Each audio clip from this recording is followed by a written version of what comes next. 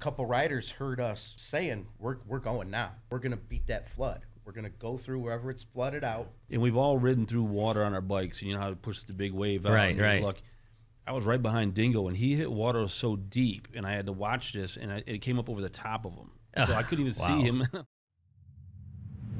Hey guys, Meltdown here, and I thought the middle of winter, why not bring in some guys that did an extraordinary motorcycle ride this past summer.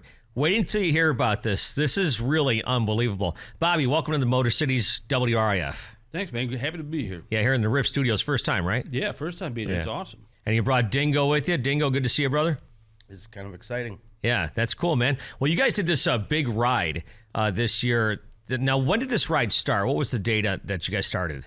August 4th. August 4th. And where did it start from, Dingo? We started in Daytona. Oh, Daytona. Okay, I thought you started in Key West. The go was Daytona. Okay. And that was at 6 in the morning.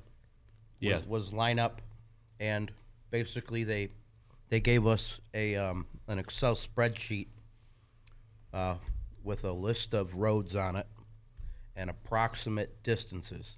Approximate. Okay, we're going to get into that here in a second.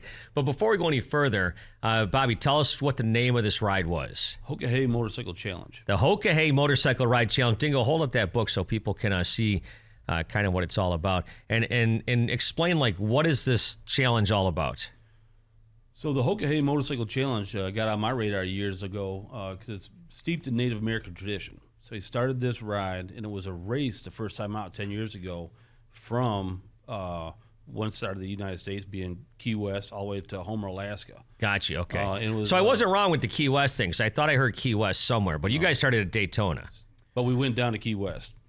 They gave so the go. In Daytona. They gave the go in Daytona, and you make it to Key West, where you eventually turn around, and then you feel like, all right, now we're in. Right. Now it's go time. But so you rode from Daytona all the way to Key West just to start.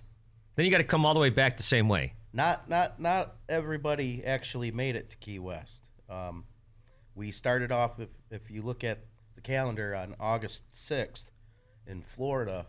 That's exactly when the tropical storm hit.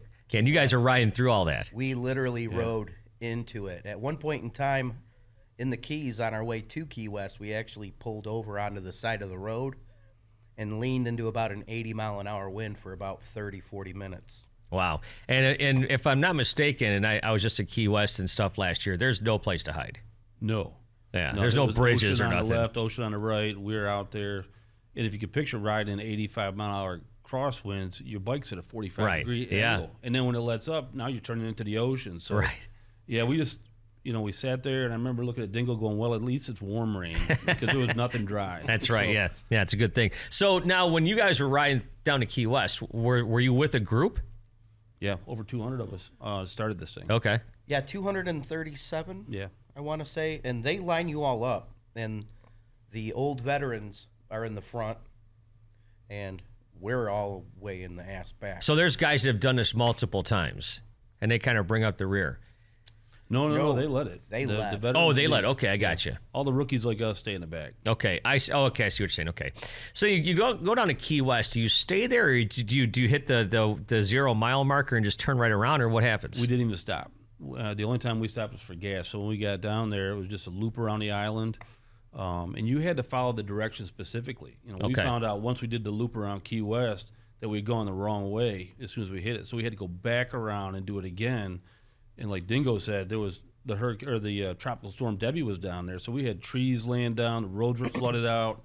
It was a complete nightmare on Key West. Wow. And so you talk about the Excel spreadsheet. Now, how do you keep an eye on that? Obviously in the rain and stuff. I mean, do you guys have it like in an envelope, or how does it work? So we each kind of made up our own, jerry-rigged our own system. MacGyver, a good one. Yeah. Yeah, and in the end, I guess they kind of looked similar. He had a hard case, one with hard plexiglass. I ended up taking like an iPad mount that you would put like on a bicycle. Yeah. And mounted that onto my handlebars, and then there's a rain pouch that you can put over an iPad. And I took an art canvas and use that as the hardback, and just kind of cut the Excel spreadsheet out and slipped it in there so it was protected by the rain. And we just had a red chalk pen, and once we completed one road, put a check on it, and now we're on the next one. And the way they're written, it's like greater than or less than 80 miles. Okay. M125. Well, you don't know if you're going. Sometimes it would be more than 30 miles off. So we're at the 120 mile mark, and it said greater than 80. Did we miss it? We don't know, because we can't bring up. Well, that leads me to another point I think you told me about, that if you got so far off track, they had some sort of tracking thing, and they would contact you until you get back? So I guess it makes more sense as we talk about this if you know the rules. So there were rules to this. Okay. The ride's rules are there are no sleeping indoors. Right. They put a tracker on all of our bikes. There is no speeding. Well, they kind of no speeding. Okay. Yeah. You can't go faster than 100. Okay. Yeah, That's immediate disqualification if you go faster than 100. Oh, okay. Wow. Yeah, and we got our wrists slapped. Apparently, they recorded us at 96? Allegedly. There was a win behind you. Allegedly. Right. There was a life or death scenario that involved a semi. Yeah. But no sleeping indoors. You have to sleep next to your motorcycle. Like, it's hoka-hey. You sleep next to your horse. Yeah. The speeding, there's no electronic GPS. No, it's all back roads, no expressways. No expressways. You have to stick to the instructions and that they give you, and at the end, they look at the tracker, what the tracker recorded, to confirm that you did follow the entire route. And that took a couple of months for them to review before they actually let us know. I'll go back to Key West, too, because areas of Key West was flooded out. It was unpassable on some of these roads. And they were so strict on the directions that we went through a neighborhood to get around the flooded area, but we went back all the way to the first dry area out of the flooded area just to make sure that they don't make exceptions for that? No. Oh, wow. No, and you don't know what you might get a leniency on, and you don't want to drive 10,000 miles and then go, oh, you're off that first mile in Key West, so you're done anyway. Right, exactly, You get no fruit cup, you're out. Right, So, the first day, yeah. So how many miles did you put on the first day?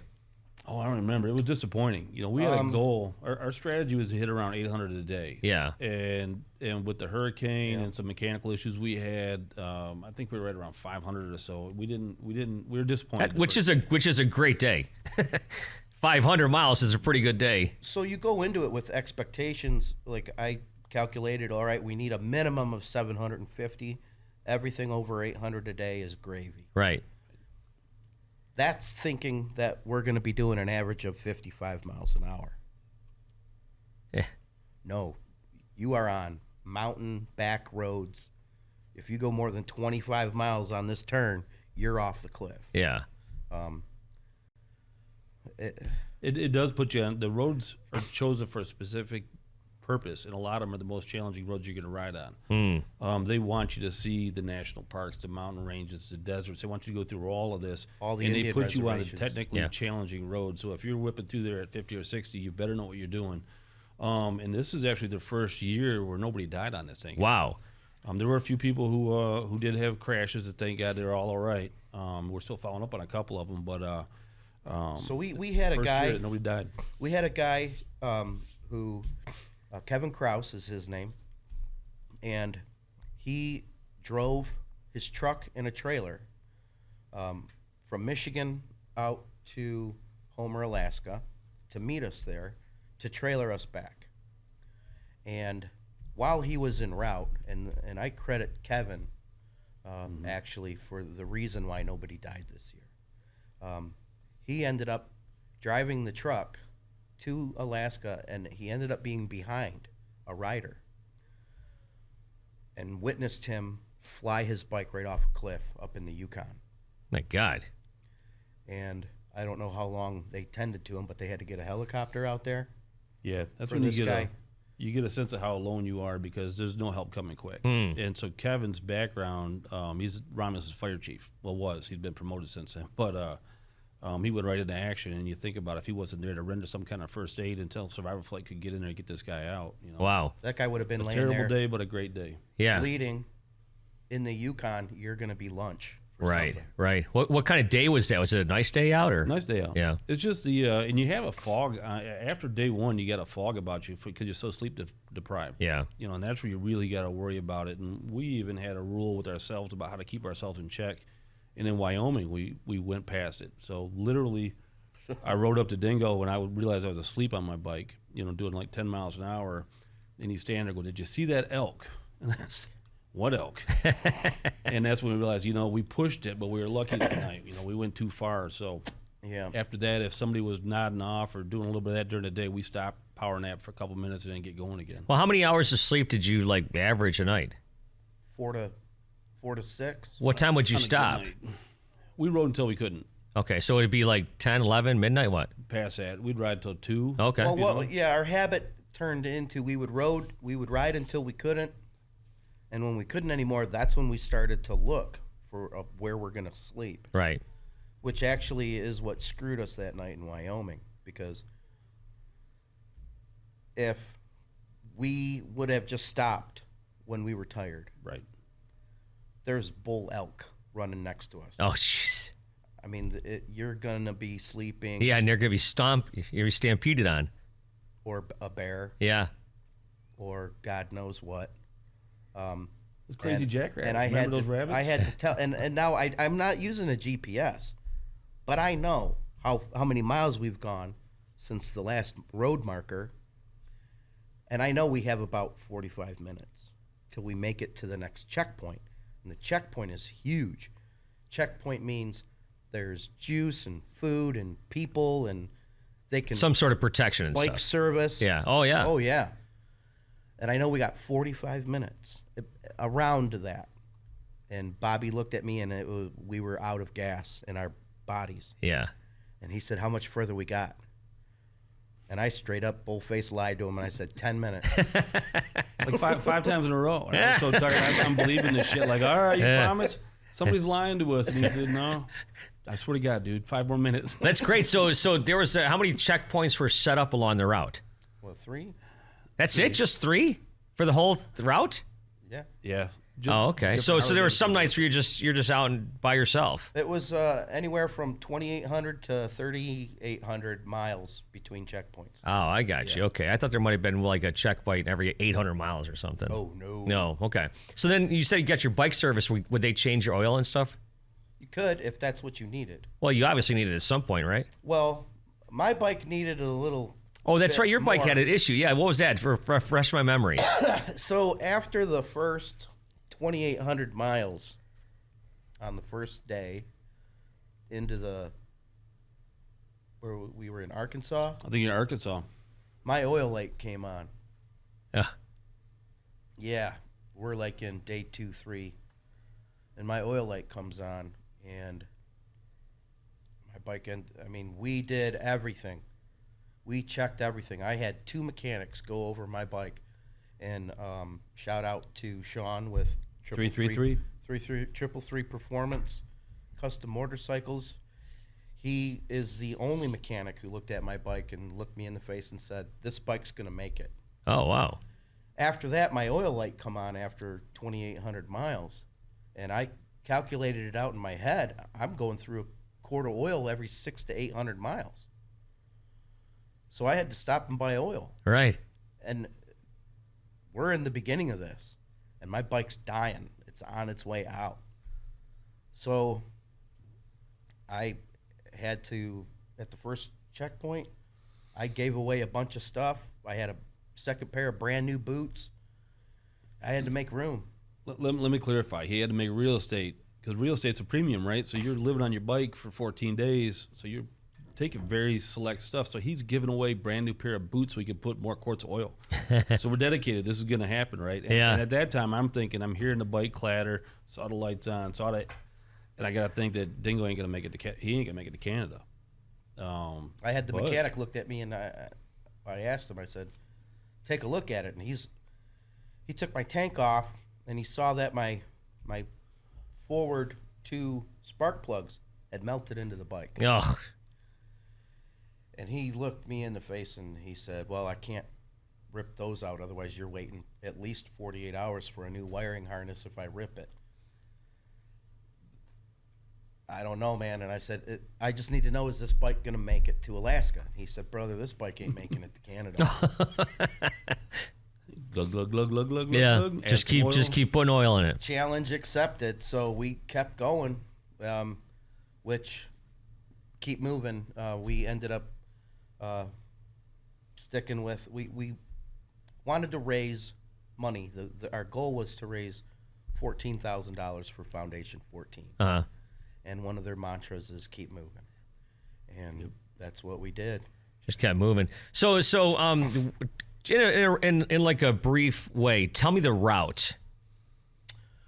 Well, actually, I have a photo I can put on the camera there. Well, you don't have to put it on the camera. We can put it actually in the story. But so did you guys go through the southern part of the United States, like through Texas and all that stuff, then go up through? Didn't go as far as Texas. We started heading north right around New Mexico, Arizona area. And that's what's strange about this, too. You're looking at your map, and you don't realize what state you're in or where you're going. So That's all right. We can put that. We'll put that in the story. Yeah, that's fine. But yeah, then we started coming up north to into Montana, then over into Canada, British Columbia. Yeah, Florida, Georgia, Alabama, Mississippi, Arkansas, Oklahoma, and you stuck in Oklahoma through the Panhandle. Yeah. So we didn't go into Texas, we didn't go into Colorado. We went straight from Oklahoma into New Mexico, Arizona. We went down around the Grand Canyon, Utah, which was gorgeous. Yeah. Wow. Beautiful. That was unbelievable. Yeah, that's the nicest part of the ride, you think? It was. You can't quantify that, but I could say it was definitely the most unexpected one. Okay. I mean, before this ride, I thought Utah was Mormons and John Stockton. I didn't. Right. I didn't think there was much more, but what incredible It was state that raw was. wild. I mean, we're riding with cliffs on one side and rolling rapids. There happened to be a storm With that a just flash passed flood. through, and we saw a tree that you could build a tree house in, just get folded like a toothpick. Wow. Right next to us in the rolling rapids, and they wanted to close the road down, and we saw the cops were there. We throttled out. They closed it, and we were like, America, you can't stop us. And we kept going. We went right through the mud, and it was, we had already, when we were in Georgia, the tropical storm that turned into Hurricane Debbie. Yeah, it got us twice. Right, so we ride through this tropical storm, we go through Florida, we get up to Georgia, wham, there's the storm again, but now it's a hurricane. My opinion, it was worse as a tropical storm in the Keys because there was no windbreak. The hurricane, Georgia, lots of trees. There was a lot more rain, but not as much wind. And we pulled into this gas station to kind of get our bearings. There happened to be at least 6 other Hoka Hay riders, all gathered. This police officer was shepherding riders underneath this overhang at this little tiny gas station, and he's telling them the road is getting flooded out in 2 different spots down your route. So I'm recommending that you guys hold up here. And I looked at Bobby and I said, did you hear what he just said? He goes, yeah. He said, we need to hold up here. The road's flooding out. No, what he said is you need to get the fuck out of here now. Otherwise, we're going to be stuck because it's going to be flooded out tomorrow. Yeah. We got to go. I mean, it was, you could have filled up a canteen in seconds with the amount of rain that was coming down. So a couple riders heard us saying, we're going now. We're going to beat that flood. We're going to go through wherever it's flooded out while it's as minimal as it is now before it gets worse tomorrow. It's in the middle of the night, so we couldn't see anything. And you know what? The trooper was cool, though. He came back and lit it up for us. So he rode like an escort, so to speak. Yeah. And we've all ridden through water on our bikes, and you know how to push the big wave out. Right. Look, I was right behind Dingo, and he hit water so deep, and I had to watch this, and it came up over the top of him. So I couldn't even see him. I'm like, so instinctively, I pull my feet up, and then I realized nothing's dry already. Like, why am I pulling my feet up? And there gets to a point where you're as wet as you're going to get. Yeah, actually, we were going so fast, when I hit that puddle, I didn't realize how deep it was. And I kept my feet down to I took them off the pegs and put them down to the ground like rudders. Yeah. It was deep. It was pretty freaking deep, man. So do you guys have to bring what do you bring with you? Do you have gas cans full of gas and stuff? No, we found out after you can. You can't attach them to your bike. But did you guys actually found gas stations? Because on my bike, I can go like a couple hours. Then you got to stop. We're looking at right around 150 to 200 feet. Yeah, I had to stop. okay. That's what we factored into it. But you found gas stations along the way. Yeah. And then you learn that you can't pass them up. Right. Especially when we got to Canada and Yukon and British Columbia. Yeah. Every gas station we had to The stop. gas stations dictated where you were sleeping. How much money do you think you spent in gas?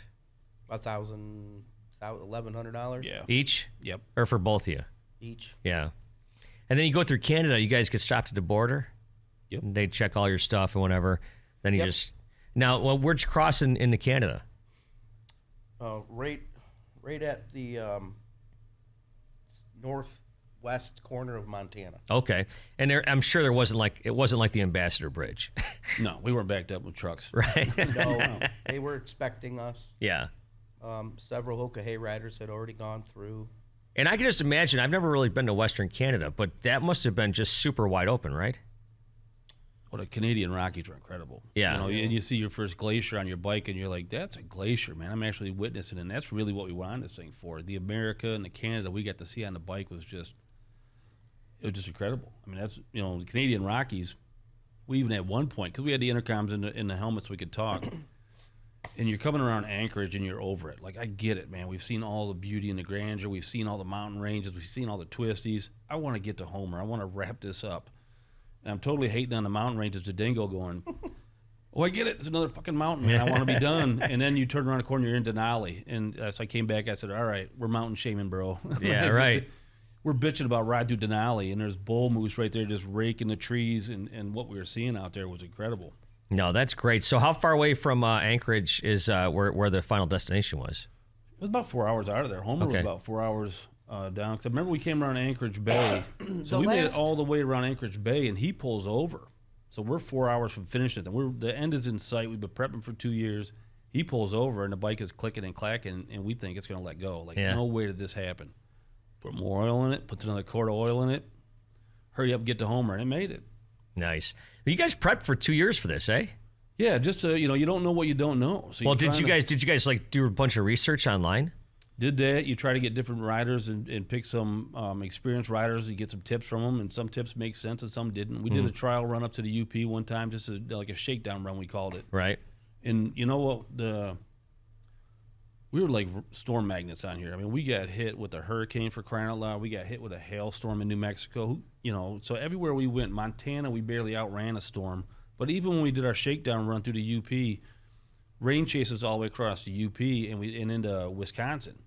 It changed, halfway across Wisconsin, so we could try to stay dry ahead of this thing, and then came back down through Lake Michigan. But that was just see what works and don't work. How many times have you gone out there and lived off your motorcycle for a few days? Right. And how can I get things on my bike? What's important? What's not important? What's the easy way to load it? What's the fastest way? And yeah, so that was if you're a good Hoka learning hay thing. rider, you don't mind riding in the rain. That's the bottom line. You can't. If you're a Michigan rider, you don't.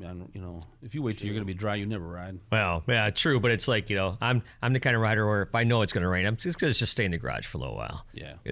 One thing I did though is I bought the Climb outfit because it's better than wearing your leather, and it's water resistant, it's skid resistant, it's got protective gear in there. But through Florida, I kind of add layers as I went across the United States. So in Florida, I had like those moisture wicking fishing shirts. Yeah. And the same as my pants. And what had happened, you got so wet so fast that I dried out pretty quick. Mm-hmm. So that worked out pretty good. And I didn't start adding layers in that Climb outfit until we got past South Dakota, and it started dropping a little bit. So tell everybody how many days this took and how many miles. Well, it was supposed to be 10,000 miles, but there were forest fires going on all over the place, so they had to detour us around different regions. Forgot like about that. Jasper. Yeah. We had to go 250 miles out of our way to dodge this fire that was there. At the end of it, it was closer to 11,000 miles than 10.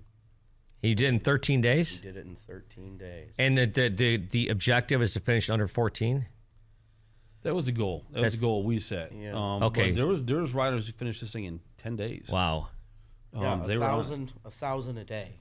These guys are doing for 10 days in a row. Wow. But you got to, you like your gas stops. You're just stopping for gas and some hydration, and you're going. Right. You're eating on your bike. Right. If you Oh, think really? About 10. An iron butt is 1,000 miles a day, so you're effectively doing 10 iron butts in a row. Right. And so we had the 3 stops at Harley dealerships. We had to slow down there and take. Then they had the mechanics get his bike on the lift. Like, hey, how are we looking right now? Will this thing make it to the next stop? And they kind of gave us just keep putting oil in the thing, man. Yeah, at one point in time, I was I'm staring through the glass, watching the mechanic look at my bike. And Bobby's like, "What are you thinking?" And I'm like, "I'm thinking I need to go take a look at these bikes down here and maybe buy one." Yeah. He was contemplating. Yeah, that Buy was a bike and keep going. Yeah. You should have just waited till you got to Canada where the exchange rate is better. There you go. Well, I did say, though, when we thought the bike was laying down, I says, bro, let's just put oil in it and ride. If she dies, she dies. I said, what a good death, right? And that's what this is all about. Right. She died on a Hoka. She laid down, and she didn't. She fought all the way. Hoka is Lakota for "It's a good day to die," and that means my affairs are in order. It's actually when it comes your time to die, be not like those whose hearts are filled with fear of death, so that when their time comes, they weep and pray for a little more time to live their lives over again in a different way. Sing your death song and die like a hero going home. So, yeah, my affairs are in order. If I'm going to die one day, and if today is the day, what a good day. You did it on your motorcycle. So, real fast, to wrap this up, are you going to do it again? Yeah. Yeah? I'll do it again. Dingo? I'll do it again. Next year or maybe a couple on the years? same bike. See, the beauty of the Hoka too is this is the first time they've done a repeat route.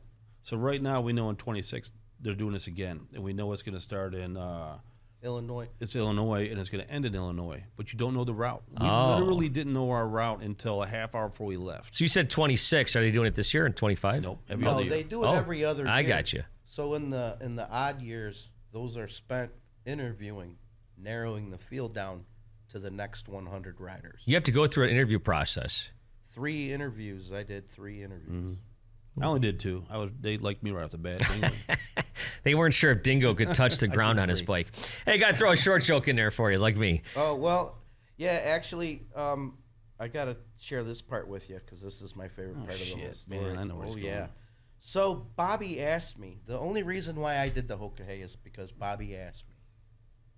And I love this guy. I would do anything for him. I'd protect him. Even keep the story quiet.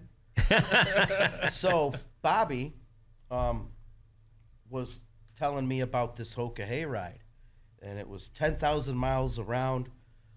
I don't know what he was thinking, but he was under the impression that it was Key West, Florida, through AK, Arkansas.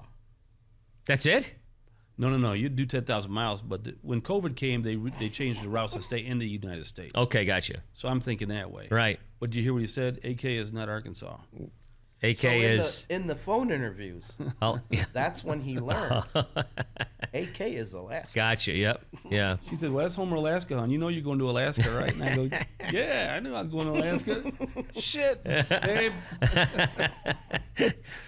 Well, I'll tell you what, it's a great time to hear this story, and I miss my motorcycle, of course, and we'll see you guys out and about. I got bike nights coming up this year. Hope to see you guys out there. Yeah. And Foundation 14, great cause. And There's a bunch of long distance ride. If Hoka is too long, Michigan riders, there are a lot of long distance rides out there. There's the I want to do the Hell to Paradise Hell to ride Paradise this year. ride is my wife with Iron Butterfly. She's actually coordinating all of that stuff. Yeah. And last year was so huge. There were over 500 riders.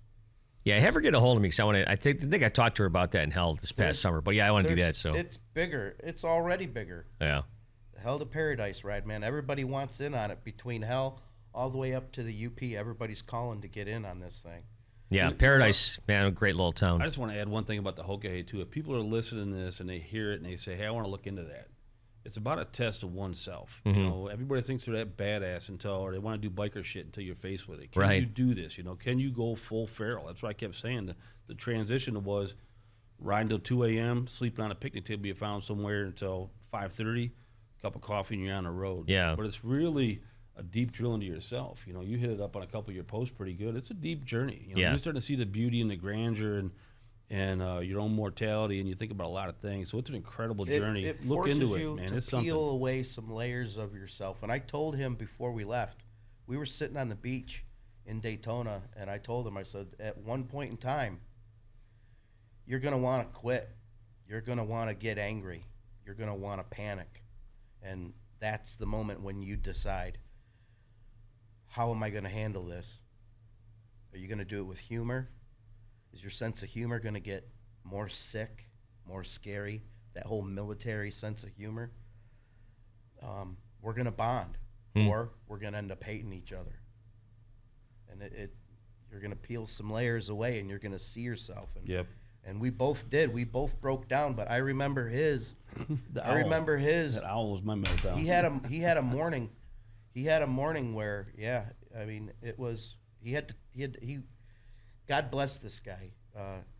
He would record himself every morning and give a shout out, and every day he would dedicate his ride. And yeah, there was an owl moment, which is way more funny than.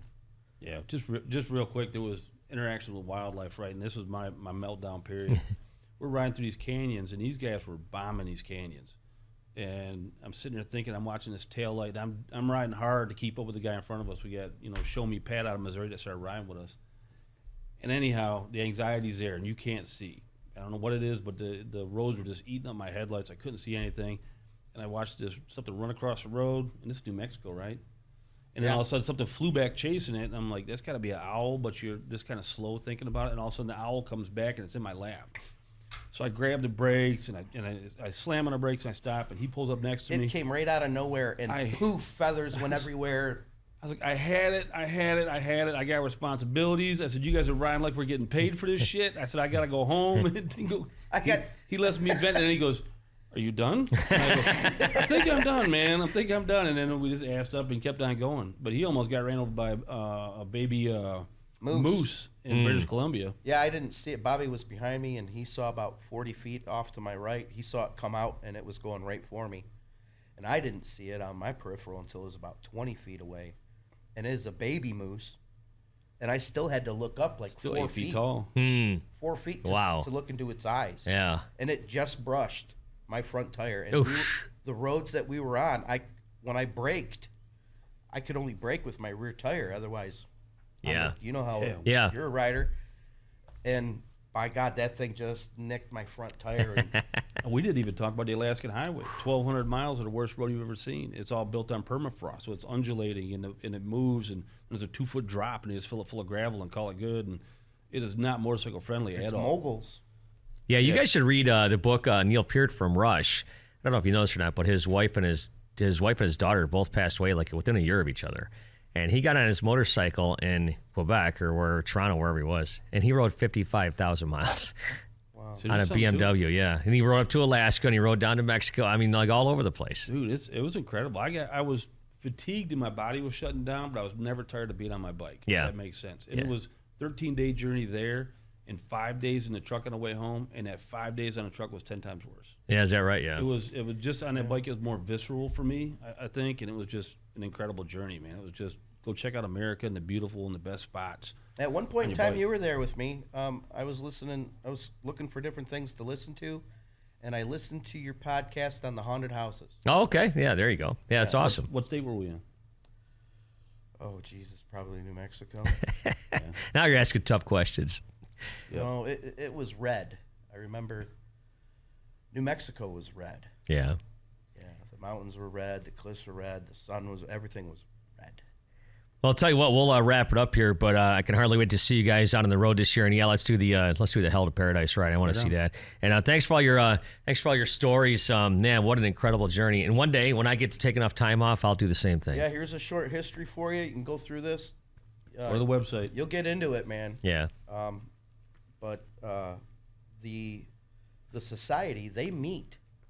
The Hokahay culture, they'll say, hey, we're having tacos in South Dakota on Thursday. Who's in? And they're answering from all over the country. All right, I'll see you there. Yeah. You know, Hey, real quick, we'll invite you if you want to come to a small Hoka. We didn't hit. What's the name of the road in Utah? The Mocha. I always get it the wrong. Moki Dugway.